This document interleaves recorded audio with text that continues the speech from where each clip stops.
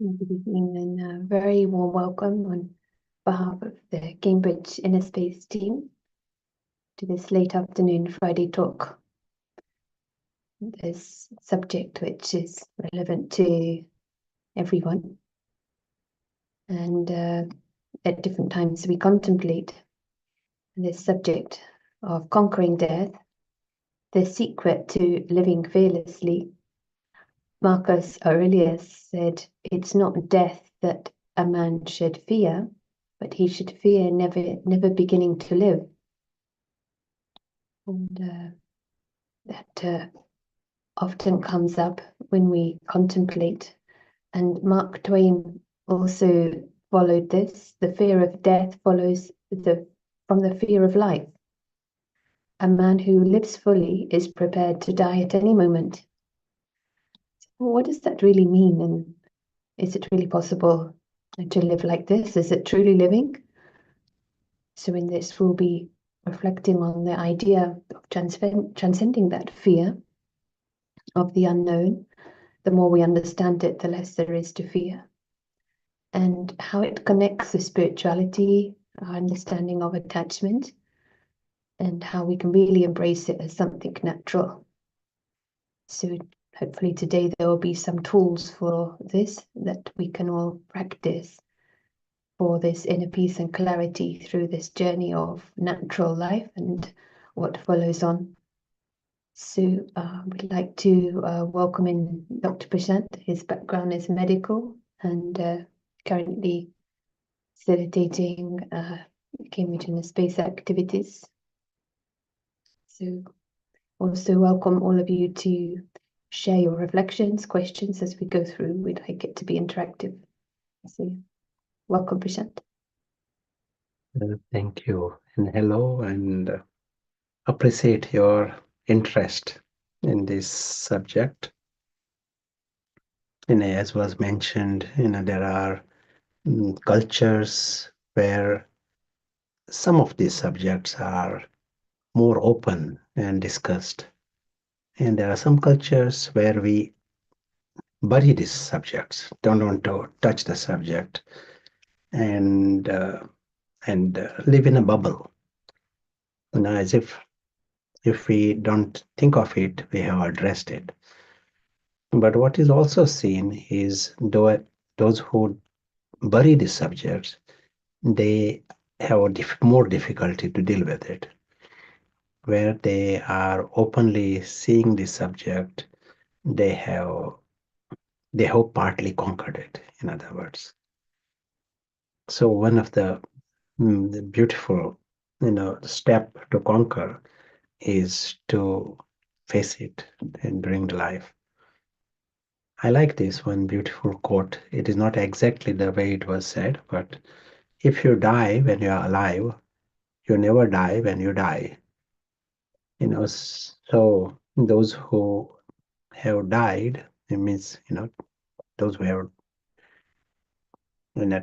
truly in dealing with the death, and exploring it. And you may have to die in the process, die to your attachments. And so those who have died when they are alive, they never die when they die. And there is other aspect there. So those who have not died when they are alive, they actually die every minute of their lives. They are all the time, all life they are spending consciously or subconsciously worrying about death. So they got this something to deal with, and it is not addressed. So subconsciously their yoga is with death and worrying about death. Someone sent me a joke, a long time ago, and I like this very much. And this joke, it said, when I was 4, I was dying to be 5. When I was 5, I was dying to be in school. Dying to be in higher school, and then dying to be in college, and dying to be doing a job, and dying to be in charge, senior, and then dying to retire. And he says, now I'm dying. Can someone teach me how to live, please? So we could be spending our life, all the time. Life is fully busy trying to get something, and miss the secret of life. In studies also, they say, even the definition of death is not there, very clear in the medical world, because there is no clear definition of life.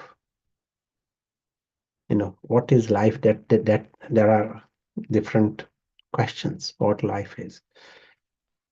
But if I am to use one word to define life, I would use the word experience. Wherever there is experience, there is life. As we said, there are many ideas on this from where you come. That is, and so if the experience has stopped here I'm saying, then it means clinically we can say, he has died here, but his experience may continue beyond.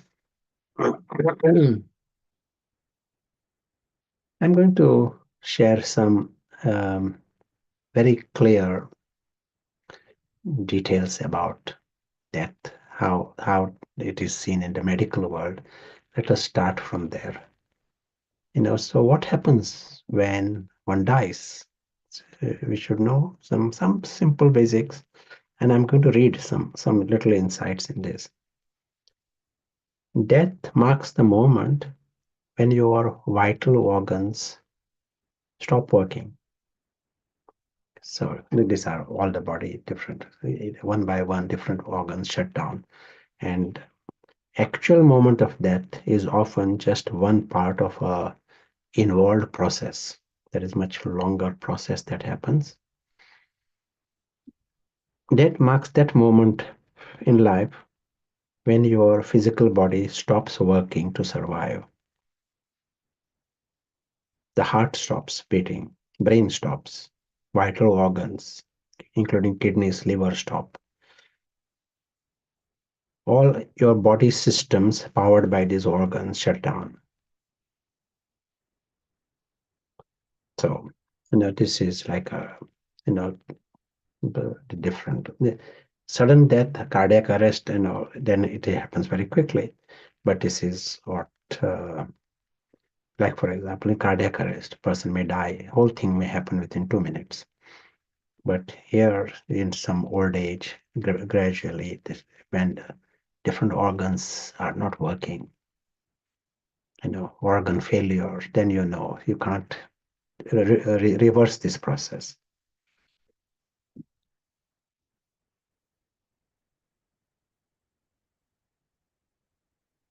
And now some things that happen when a person is dying, he sleeps more, less physical activity, decreased appetite, decreased thirst, inability to control bowels, bladder, breakdown of muscles, skin, withdrawal, attitude of withdrawal and detachment, irregular vital signs or declining vital signs, agitation, changes in how you perceive your surroundings, repeated periods of unconscious state, changes in breathing. And for doctors, they will sort of see if there is pulse, breath, reflexes. Some doctors will check certain reflexes, like plantar knee jerk is one example. So these reflexes won't be working. They don't respond. And pupils, the eye pupils are dilated and fixed. That is what the doctors will say. Are the pupils reacting to light? If they are not reacting to light, and if they are dilated, then that is a sign. We are going to hear one neurophysiologist by name Peter Fennick, and he studied death, many cases for a period of many years. He studied the subject of death. He himself passed away about a year ago, and he was based in London. So it is a short video, but it will be nice to hear, brain specialist talking about death. What is interesting is he is also implying that what we call death is really not a death, because something continues. What we use the language soul. So here, one who knows about brain and one who has studied many cases is implying that there is something continues, so that life continues and consciousness continues, soul continues. In a survey with the world, like American survey, 93% of the population in America, they believe that no one dies, but in other words, something survives, or we are more than the body. 93%. They might not use the language of soul or something, but we are more than the body. In this country, UK, surprisingly, the figure is less. Less people think that way, but more than 50%. The concept of the soul, it is not a new thing for people. Lots of people know in some way. But let us hear Peter Fennick right now. What we said was correct. People do, in fact, go into this other reality. But we come now to the dying process itself, which is enormously interesting and important. And we all need to learn this. In fact, we should be taught it in school. And the way that dying, I think, it's like this. Deathbed visitors come, fine. Then, at some moment, you realize you're going to die. And it hits you hard. We're not coming back, guys. This isn't a getting well process. It's a dying process. And that then leaves you in a very difficult position, because you've never come across that before. You've always had some control over something. You now don't. And so you have to start giving everything up. This is absolutely fundamental. You have to give up the fact that you're going to go on living. You have to give up your wife. You have to give up your cat and your dog. You have to give up your children, your family. You have to give up your house and your job. You've got to give up everything. And if you don't, you remain attached. Now, attachment is the most difficult thing when you're dying. If you could give everything up, you'd have a very smooth transition. You go from this pre-transition, where you're attached, to transition, which is a sort of intermediate one, to post-transition. And in post-transition, you in fact have given everything up, and you go more and more into the spiritual domain. But when you actually die, if you have a drive, say, to go and see a daughter or a son who couldn't be there with you, then you can visit. And the visit is very specific. We've got a lot of these and we've analyzed them. And they occur at the time of death. 99% are all within half an hour. Most are at the actual time of death. And it depends on the mental state of the person who receives the visit. If you receive the visit and you're awake, then it will be a feeling that somebody you know is dying, the feeling that they would like some help in some way, or you feel some catastrophe is occurring. Those are the sorts of feelings you have. Mm-hmm. If, on the other hand, you're asleep, then it's quite different. You get a narrative dream, and here's an example of one. A woman woke up. I think she was actually in a narrative dream, and she saw standing at the end of the bed her son, and her son was dripping wet.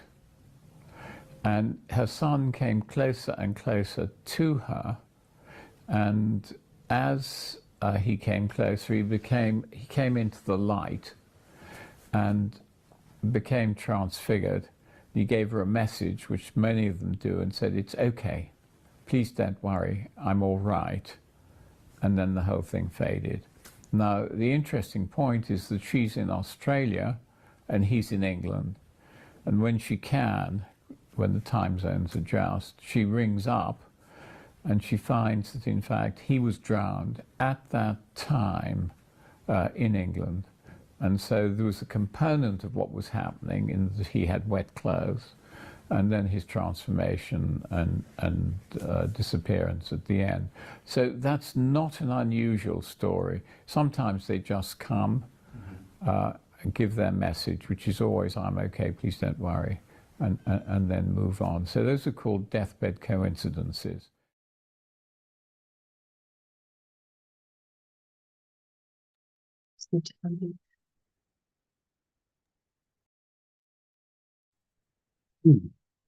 So the name is Peter Fennick, and if you type, you get more details about the research that is done on this subject.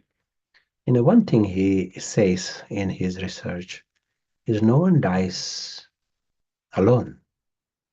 He implies that there is someone comes to accompany him, and the process of death happens with someone else. Not necessarily some god, but certain percentage. In this study, some 3% of the cases angel, but in large majority the human being, and no one else has seen. But that person who is going to die, she tells the nurses, she tells, "Mary is going to come tomorrow at 11 o'clock." And they don't know who this Mary is. And at 11 o'clock, she does leave the body, and this is not a one-off thing. This is like a pattern. So according to him, there is someone who accompanies this process of transition. We will see one more case. This is a short video, and this is on near-death experience, just to underline this phenomena that truly there is no death, and what we see as death, and why there is this sorrow and huge thing around death. Where does it come from? And that we are going to explore afterwards. But first, let us see in this one, just a short part of this near-death experience of the one American person.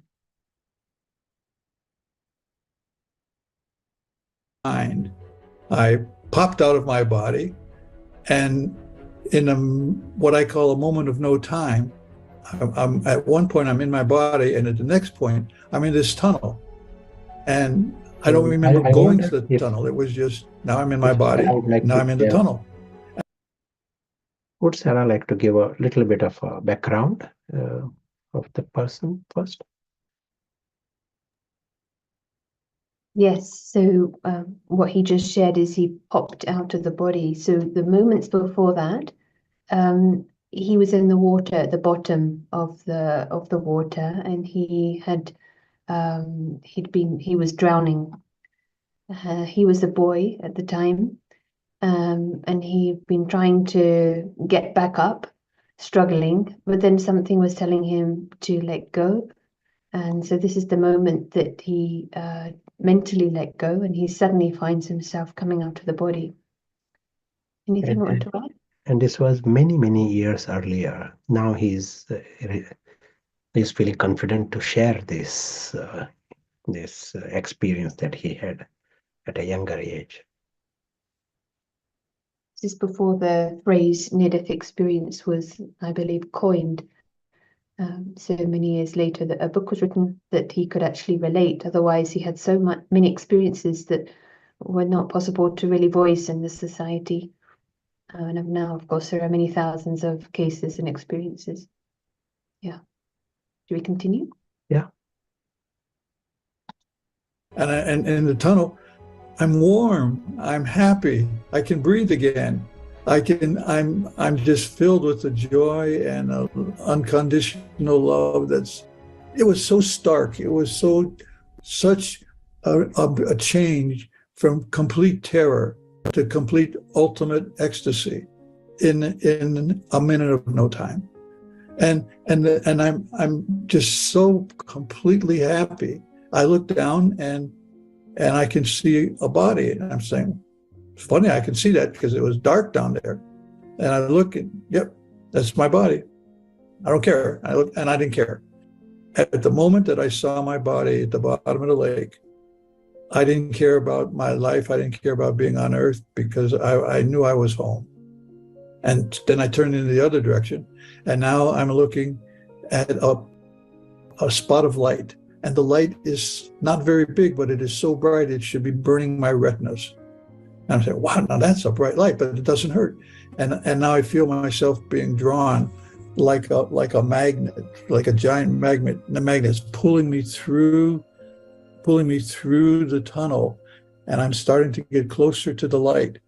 And then all of a sudden, in a moment of no time, I'm no longer in the tunnel. Now I'm in the middle of a giant sphere about the size of a soccer coliseum, huge.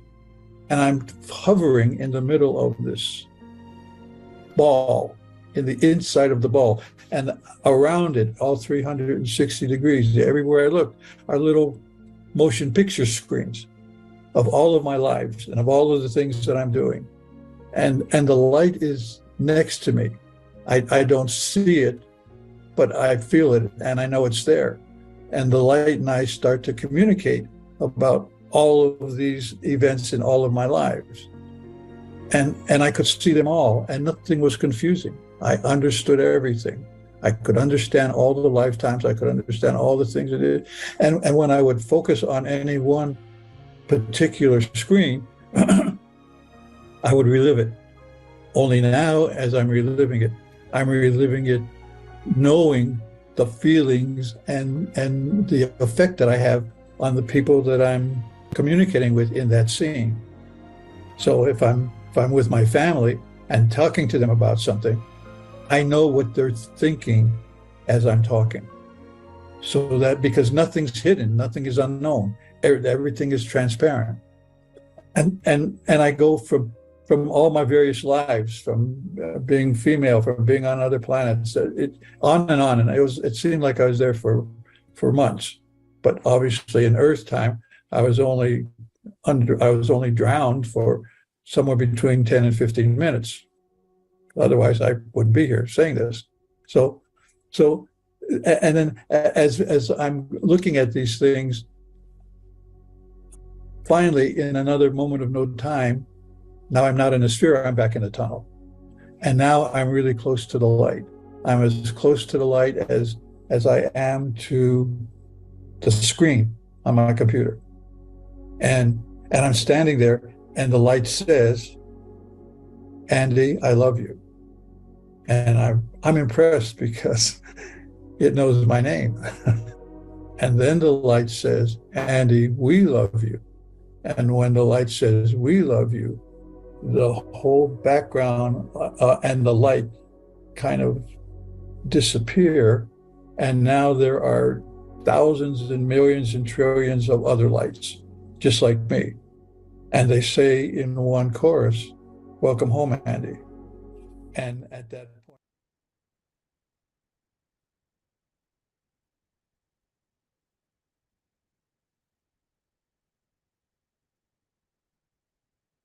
we're using the whiteboard now.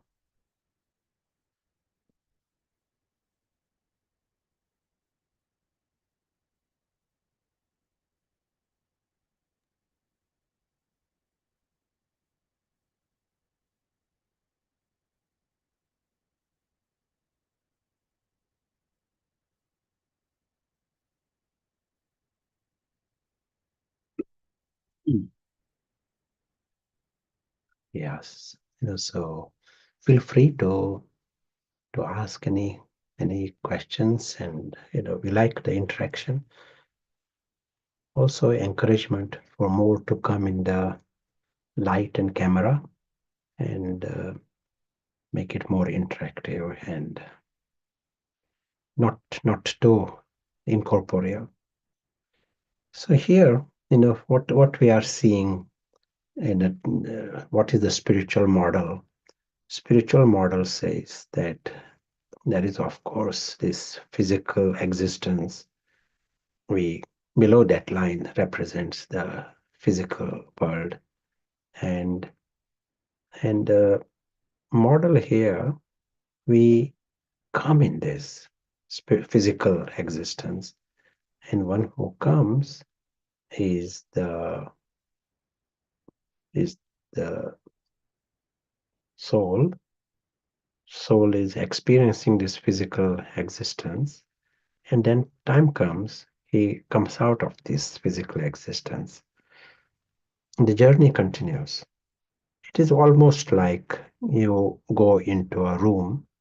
Say you are with some friends, you go to a different room. You are not there suddenly. You are gone to some place. And then you come out at some point. Just because you left a room doesn't mean you disappeared, you died, or and because you have to go sometimes, it is not something to worry about. Your experience continues, your journey continues. In all these cases, what we have seen, the journey continues. Experiencer is still there. This Andy, his experience continues. But for others, maybe he is gone. He has left the room. So here we are seeing two things. And then one is our total inability to see what is beyond the physical. In other words, we are like blind. And other big situation is we are not able to see far enough. Our lifespan, is of say 100 years. But most people, their concept of time doesn't go that far. They can't even see 100 years in a real sense. I just want to start a little bit, give an example. Say children up to the age of 7 months of age, their worldview is two-dimensional. They can't grasp three-dimensional world. Say if you hide something behind something else, it doesn't occur to them that it is possible to hide behind. They feel it has disappeared. So after 7 months, they can see, oh, there is third dimension. This is with everyone, all children. And the time dimension gradually opens up. Otherwise, the whole life is now or never. That is the way they operate, children. And gradually, it is something happens after 1 hour, something comes back. They can see this. Otherwise, mummy is gone. You tell her, mummy is coming back in 5 minutes. No, they will cry. Mummy is gone means gone. Just like there is a loss experience. Mummy comes back, then they are happy. They can see.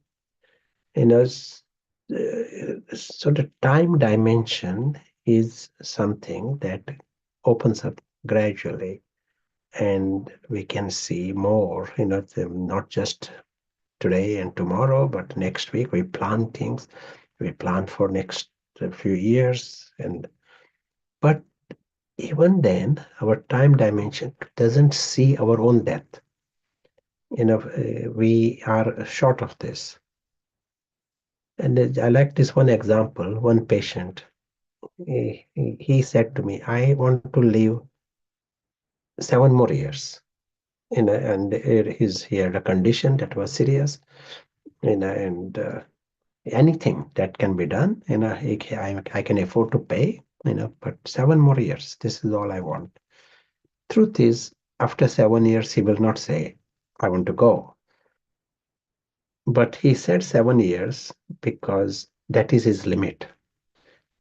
For him, 7 years is like immortality. But after 2 years, he will say, I want another 7 years. That is 7 years. That's 7 years, eternal 7 years. That's what, that is his limit. Gives us an idea that human beings, we have become adults, but until we see the bigger times span, we will behave like children. We give the example. Children, mommy goes, it's mommy goes, you tell us, even she might have told, I'm coming in 5 minutes. For him, it is not real. Mommy is gone. It is like it disappeared forever. In the same way, for most people, they can't see too far, and so that means it is loss, and our own death is also a big loss. That is the way they see. If we were to see the time differently, if we were able to see the reality beyond the physical, and in this case, we ourselves are invisible, and so we can't see. We are totally blind to this. So the way we are seeing, it is like a blind man trying to understand this situation. Blind man, and on top of it, there is some kind of arrogance that I'm not blind. I know everything. So our whole thing is projected at a physical level, and we are just missing the immortality of ourselves, our reality, and trying to worry about death, which really doesn't exist. Now we will take another aspect of another observation connected with death. There is sorrow, bereavement, and the maximum sorrow comes with the death of a child. This is what is in all cultures. The death causes sorrow. Death of someone very, some great grandfather who is more than 100 years. There may be less sorrow there, but death of a child, causes maximum sorrow. Maybe I can ask you why. Do you have some answer to this? Why there is maximum sorrow with the death of a child in all cultures? Do type your thoughts. Sometimes maybe, because the child didn't have a chance to experience life. And it appears maybe unfair, injustice. They are too young. They are completely innocent, so that creates a feeling of injustice. And it's not in the order of how things should be. It's against nature, untimely. You're invested in the welfare of the child. It's like a future that's disappeared.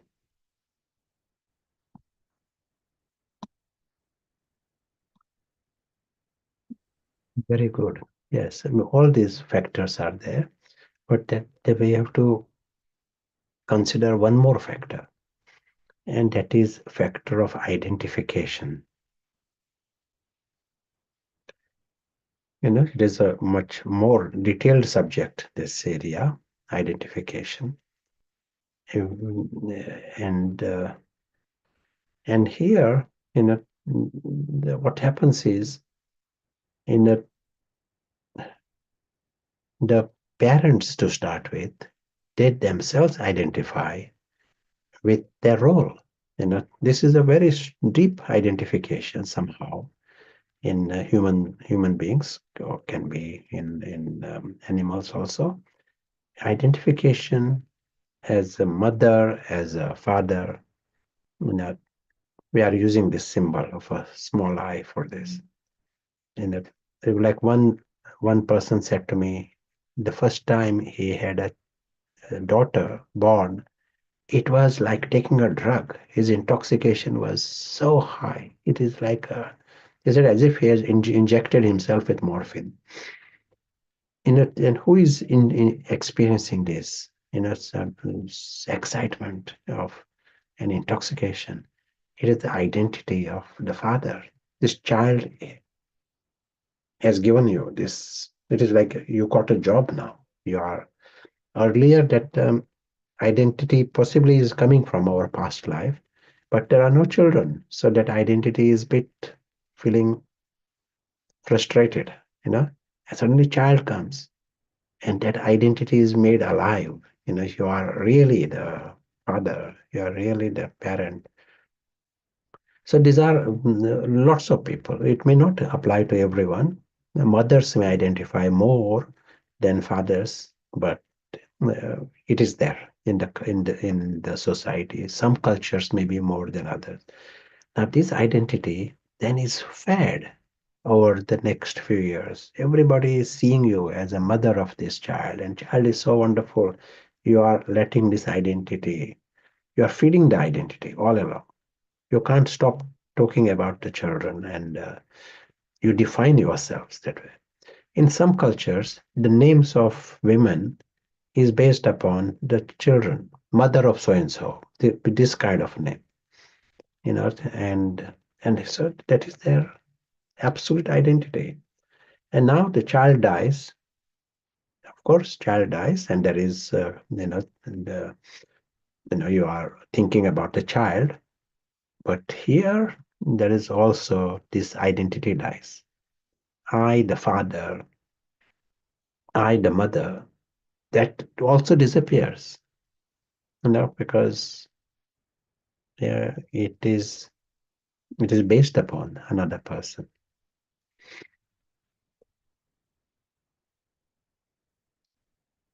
These identities can exist in other relationships also, but as was said, the mother identity is the strongest.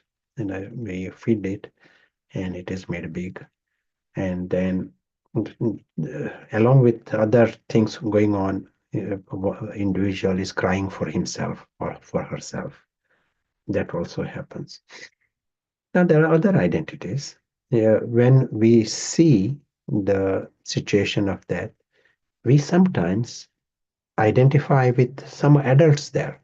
Like here, this mother, she has lost the child. Okay, that's happening. There will be some other women in the town, they identify with the mother. Let us say this example, mother, her name is Mary, let us say. So there are other women in that town. They are thinking, how is this Mary feeling in this situation? They think as if it is happening to her. Each one is thinking, and as if my own child has died. They identify with the mother, and they are taking sorrow, from that identification. On this planet, 1 million people die every week. This is like more than 1 million people. Something like 60 million people die in a year. So of these, many children die every day in all background, all cultures. That is happening all everywhere. But we may not be crying. We know this. We hear it is happening, but we do not cry. But you may cry in one situation, even though you may not know the child. You may still be crying because you identify with the individual. You may cry even if it is a historical, you are reading something of the history. so and so mother and some child died. You are just hearing that in a story. It can be even a fiction. You may be listening to a story, someone is dying, and you may have tears also. All of that happens because of identification. You identify with an individual there, or you identify with one who actually is dying, and you think what might be happening there. This is all unnecessary. This sorrow that is going on, there is enough sorrow in the world. On top, there is the sorrow of identification and presuming as if it is happening to me, and this kind of situation we can avoid this. It is possible for us to drop this, and to drop it, we will have to drop this identification. The sentimentality part of it, if it is removed, will be more useful. Surgeons who tend to get into this kind of a thinking, if they identify with the mother and all this, then they are not good surgeons. They cannot handle the case properly. They got skills, but they will be not useful. They themselves might say, I won't do this, someone else should do it. My junior should do it. Because he is into sentimental state. He is thinking, what will mother feel or someone else feel? More we drop this identification, will be useful for others, will be useful for ourselves. We will have to find a way how to come out of this. In some people, it may be deeper, and for some, it may be not so deep, different identities. Do you want to add anything? Do you want to say anything? Yeah, so thank you. Maybe just to recap the beginning, you were sharing some of the details of what physically happens. And I think it's a very good process. And as Peter Fenwick said in the clip, we should be understanding this. It should be a topic, a subject in school. And it feels when we really just see the process, there's a lot of fear taken away. And also I noticed in myself, a kind of, there's a tendency to worry about physical symptoms. But I think things get balanced out when we actually just see clearly the process. And then also, surprising fact, deathbed visitors, in Peter Fenwick's studies and observations, that we don't die alone. There is some phenomena there, also worth understanding, the studies. And the point that we have to give everything up. And so this is perhaps coming back to what you said at the beginning, something, if we die before we die, then we don't die. So it feels like you're speaking about the identity here. And it's the identity that perhaps doesn't want to give up and experiences death. Now there's a question in the chat. Can a soul that leaves the body choose to come back to the people they love in their next life?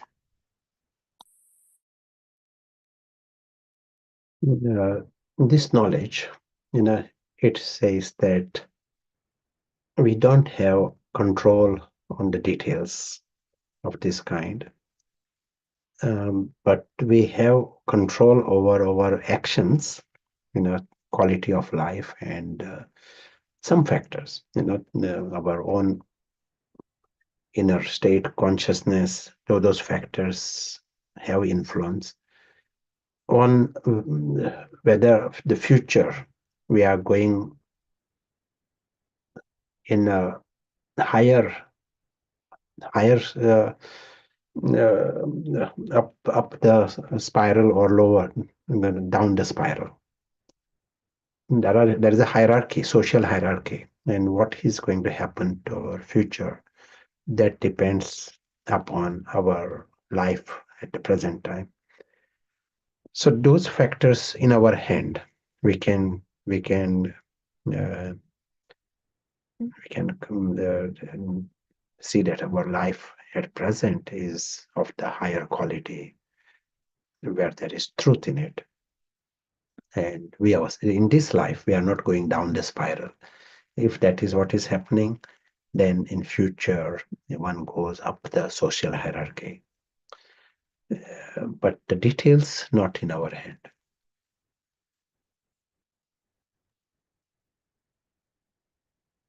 Yeah, thank you for that. There's a question.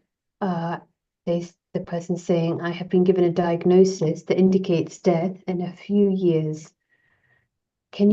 How can I prepare for this in this philosophy as taught by Brahma Kumaris?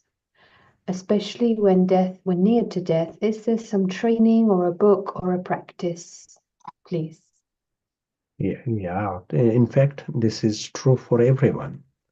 Everyone is living in some kind of a delusion, as if there is no death. We feel as if it is far, far away. It doesn't apply to me.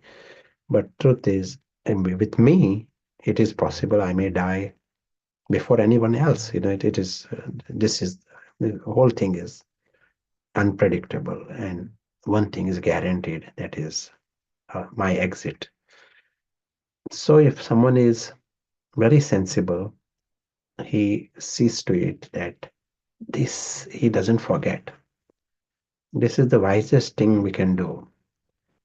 Conquering death happens if we just understand that there is a guaranteed exit. And if there is guaranteed exit, then my attitudes change. So I'm just seeing clearly. Most people on this planet, they have a blind spot. They are not seeing their own exit. And what is the proof that they have a blind spot and they are not seeing their own exit? They are busy creating bondages here, claiming things. Say if I am in some town just for a few minutes, 2 minutes, and I have leave, a car is already waiting, and I'm not going to go back again there. Will I be owning things there? Will I be busy collecting things there if I am there just for 2 minutes? At the moment, everyone is so busy collecting things, claiming things, owning things, clinging to things. That shows that there is a blind spot, oblivious to this, that blind spot where they can't see their exit. And Peter Phoenix said also, the greater, more the attachments, there will be more difficult the process. Emotional journey becomes more difficult, painful, because I'm going to lose so much. Imagine, there is in 2 minutes time, I have to go in the car, and I create attachments to people there, and I create attachments to place, and then I have to go in the car, and I'm leaving. It's like children, I will be crying inside, that I'm losing everything. I got all this, and I can't even stay there for another minute. I can't meet these people with even for one more minute. Not only the time of exit is painful, my journey afterwards also it will be painful. Same happens here. Here we have an exit, and if someone has changed the attitude, and what is the change in attitude? We all like the word guest. We are familiar with the word guest, and we may even be telling others that we are guests. But one extra thing here, to be the guest, to create these minutes and minutes where I remain as a guest at a physical level. We use the language, the invisible traveler, seeing himself as a guest in this physical world. And even this body is part of this world. I'm temporarily associated with it. Few words are very useful for us in this. One is a guest, invisible traveler, a trustee. I'm associated with things like the body and things, trustee for a very short time. I may leave next minute. I am temporarily the observer of this, just like a tourist visiting this place. I'm an observer of this. I'm an instrument.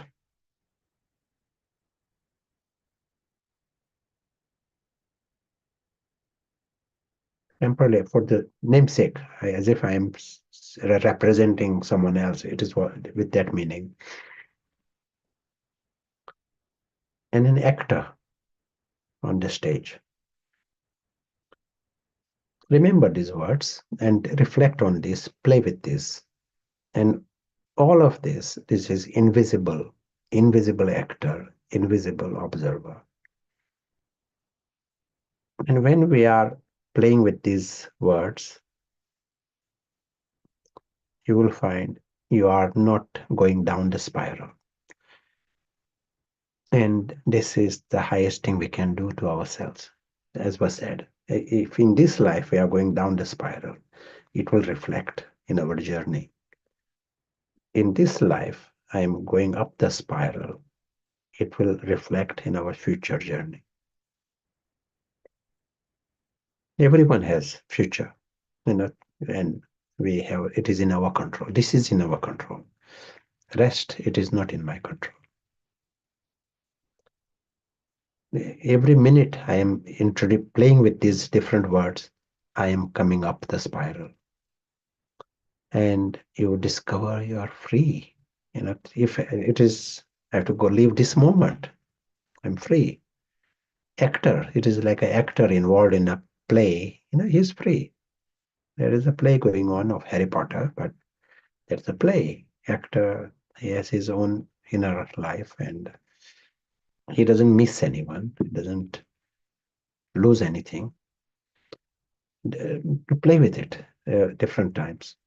And you will discover that your inner life is richer. You are not missing anything, not losing anything, not lacking anything, not needing anything. That is rich life, inner life. Yeah. And this is very important to reflect deeply on, isn't it? Because in our usual programming, life means, I want to collect things and achieve things, which is fine, like in a game. But if we are losing ourselves, then we as if get deceived. And at some point, no wonder we get to an older age, maybe for some, and that programming continues. So I observed it in my own family with a relative in his 90s. He's still collecting things, and it seems really strange at that time. But why would it be different if the life was like that? So something to really experience the higher quality of life when we still play the game, but don't lose ourselves, be the guest. So there are quite a few questions. Shall I continue with those? Yes, I will just share one more experience. And this is one friend of ours from Bosnia. She was visiting us. She used to be in Cambridge at one time, and she went back and she visited us. And during that in between, her son, 18-year-old son, had died. And she's herself, her family, celebrity in that area. So she said, thousands of people came to see me and have mercy, and she received one letter from one sister from Cambridge, Sheila. And she said that letter, that just a letter did not tell them, showed how how bad it is, your life, how terrible that your son died. She did not speak that language. She gave her spiritual insight. And she said, I read that letter again and again. That helped me. And I could have done without all that mercy from thousands of people. So what happens is our so-called mercy with people, we reinforce that downward spiral in them. We reinforce the victim in them. And when we are seeing that, no, everyone has a journey and you are your own, you are not feeding the identity of the mother in others, but you are reminding the other person that you are also a traveler. And they all have the journey. We were together for a short period of time. Then journey continues. Knowledge came in and she felt empowered, became free from that victim within herself, became free from that identity within herself. And she said, I read that letter again and again, and I could have done without all the other mercy. Yeah, happy to hear. It's really good to hear that story. And in fact, it addresses the next question, but you may have something to add. This is having empathy for another person is therefore an expression of identifying with the other, and that causes pain too. Should we stop having empathy for others? Sure. I will share a difference between empathy and sympathy. These are words that I used. And a nice way to understand this, there is a hole and someone falls in the hole. Another person comes, sees someone in the hole and walks away. So that that attitude is called apathy. Someone has fallen in the hole, person comes, sees other person has fallen in the hole, and he also jumps in the hole. That is sympathy.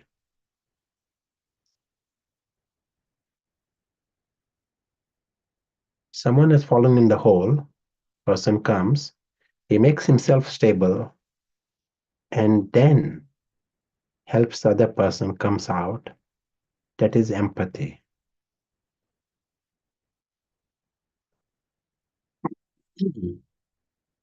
So sympathy is where you are also finding yourself in the hole. And then someone else has to come to help both of them. That is sympathy. That is where we don't want to be. We don't want to be in the apathy, but we want to be at the level of empathy. If there is empathy, there will be no sorrow. You will not be experiencing sorrow. You will understand what is going on. You want to help the other person, but you are having your own strength. You are strong.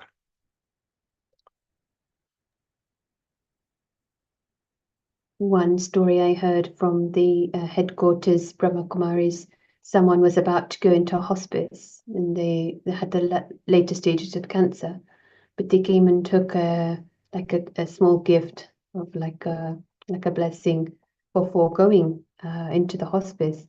And the senior yogi said to them, with this empowering noble vision, that you will be going there to give, as if to give the atmosphere of spirituality, to see the doctors as souls.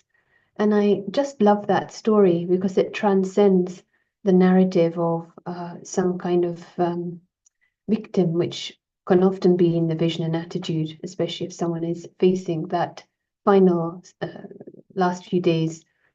And it may be close to this aspect, the continuation. There's no reason why we should give the pity feeling, but empowerment. And also you can give even if maybe you're not able to move, and that is a beautiful state of mind.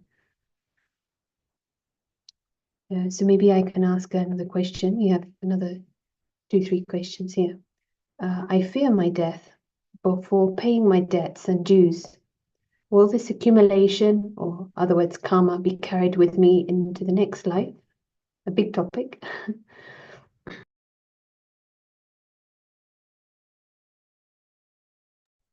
Sorry, I missed the first part. Do you mind to repeat? I fear my death before paying my debts. Will it be carried with me into my next life? Any accumulation?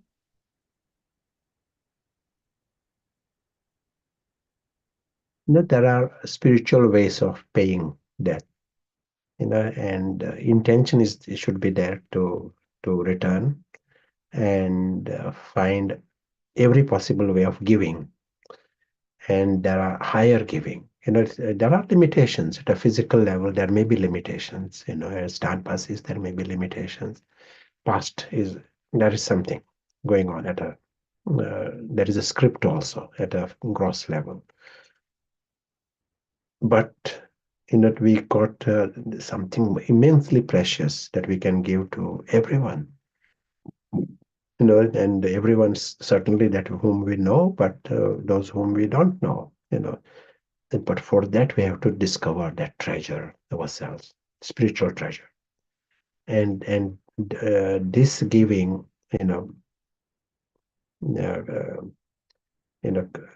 settles the account, creates the positive account. It's a disproportionate giving in a way because it transcends all the limitations. Yeah. So another question or comment. My partner is terminally ill, and he says he accepts that he will die, and he's not scared of death.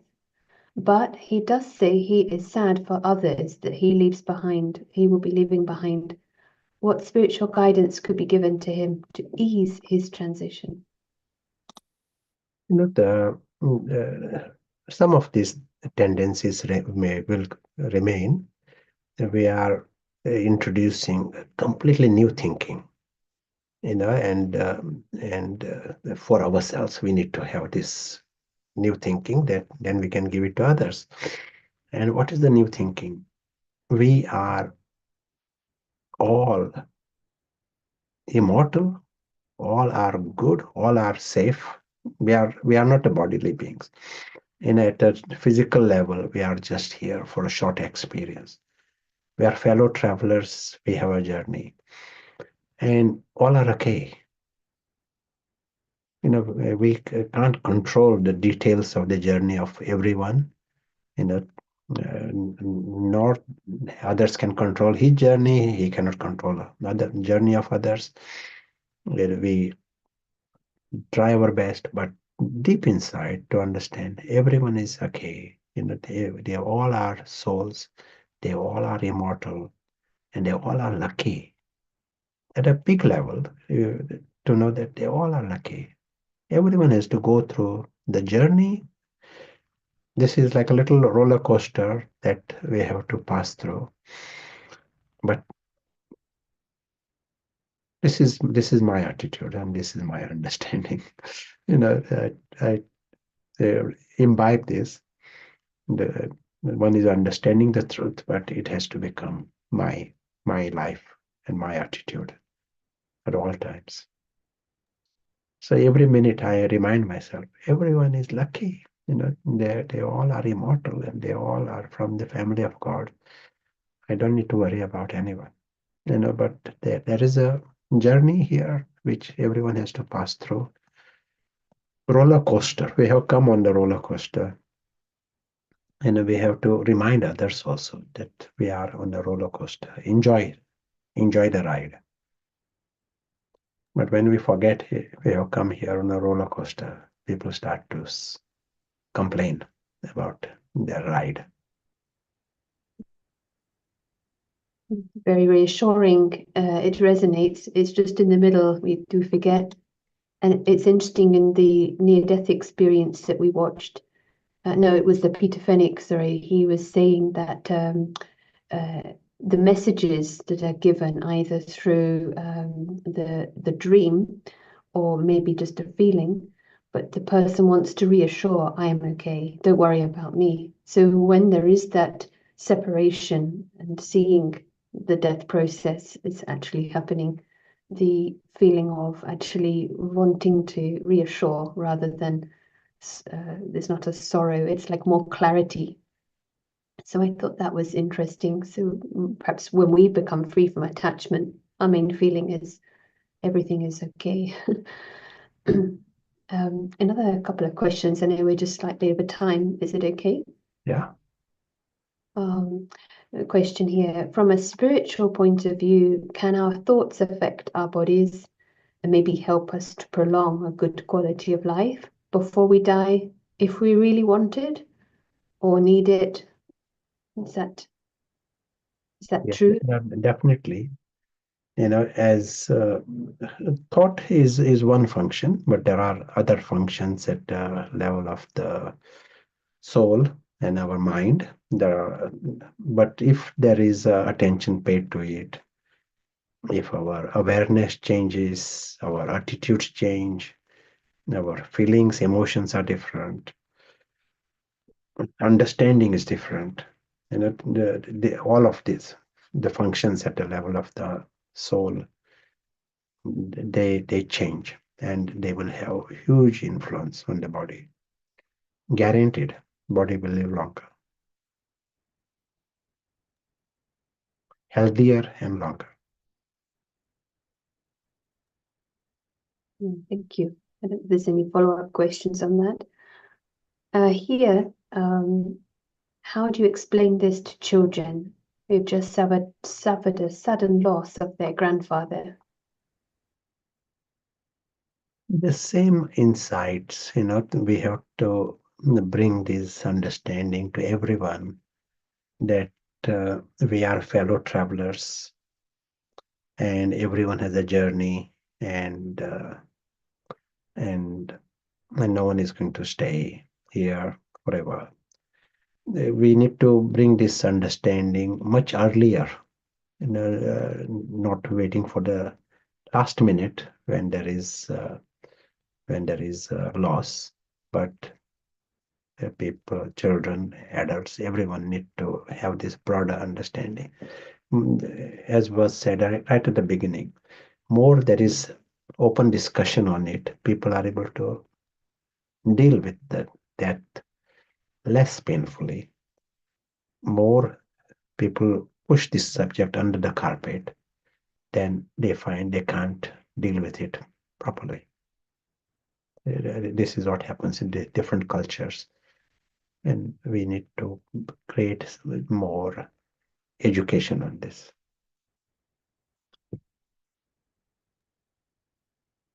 J.K. Rowling said, to the well-organized mind, death is but the next great adventure. Just one thing I wanted to ask, what we actually saw in one of the videos, that when experiencing the separation of the role and seeing it actually really like a theatre, many people who've had near-death experiences, when they come back, they can find it challenging because they maybe don't fear death, but they find living difficult.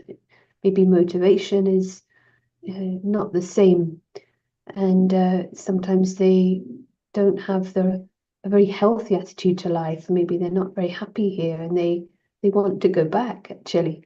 So do you have any thoughts on this point? The journey, whether living here or thinking about future, it all depends on how much we have gone in this downward spiral.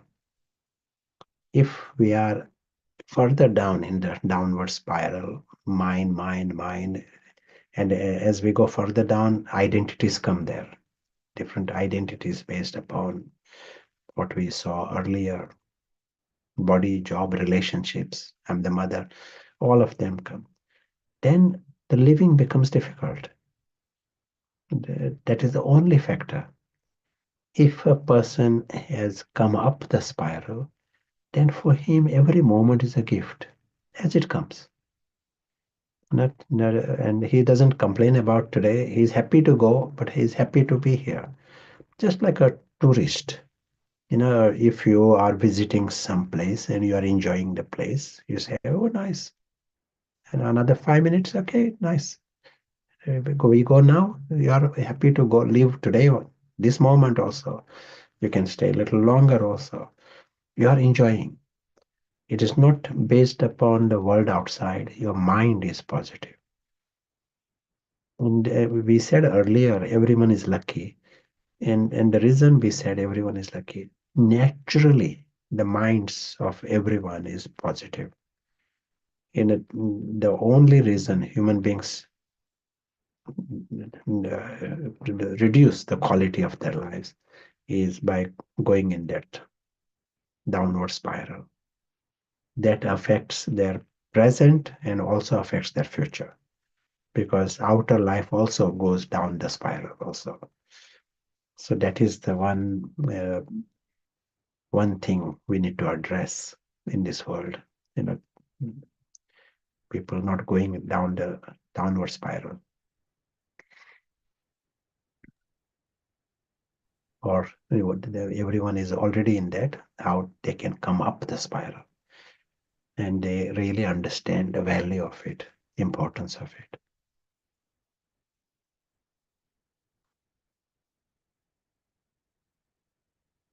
And we can choose to be leader in this, because these are subtle things, but when we experience it, we are the first ones to benefit, but it will create another inspiration for others. Aristotle said, he who has overcome his fears will truly be free. So up the spiral, there is no feeling that you can lose anything, and you experience this physical world more like a gift. It's been given, and you are associated, but you're not desperate. So it's very empowering message. So yeah, any final thing to share? And we may, if you want to, perhaps close with a few minutes of meditation. Yes. So the one nice message for us to remember, that those who are alive, they never die when they die. And those who, whatever that is not alive, that never comes to life. That is a nice thing. No one dies here. Living, no one dies. And what is non-living, that never comes to life. And this is just an interplay that is going on. If there is anything that we have to address, is our confusion about this whole beautiful dance that is going on around us. We see it with our confusion, sometimes with our blindness, we sometimes with our short-sightedness. And we address it, and address it for everyone else.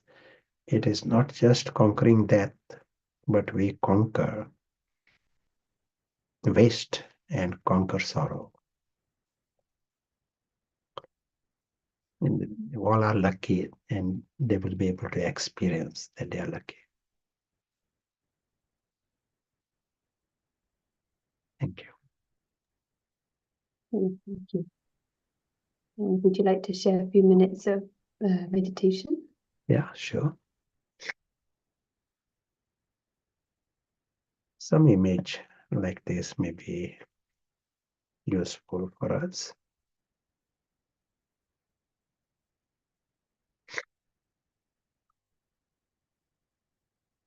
All that we are doing using the spiritual sight.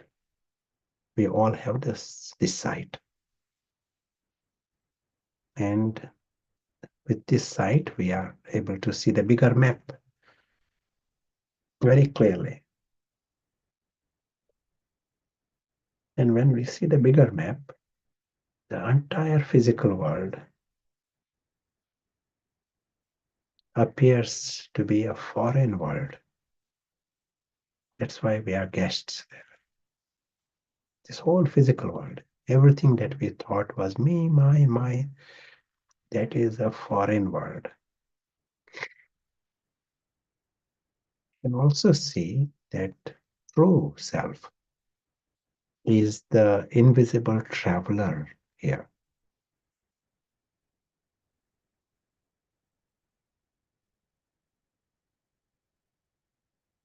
We see this true self in the image of a living star. Not this body, not Prashant, but a living star. And this living star is associated with this world, is observer of this world.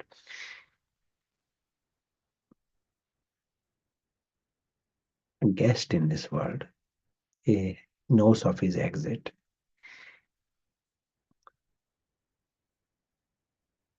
He knows he doesn't need to claim anything here. He doesn't need to own a single atom of this world. He knows this. But he also realizes he has got nothing to lose. Never a victim. Every moment appears like a gift. Every experience appears like a gift.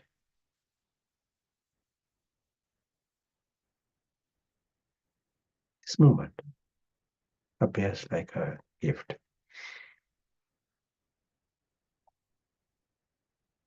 The invisible traveler enjoys this great journey, happy to come, happy to live.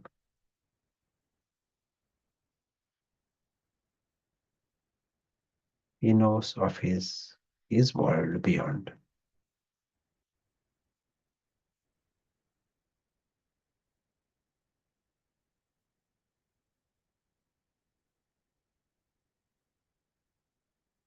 He knows the beautiful truth of the invisible, eternal traveler. Thank you.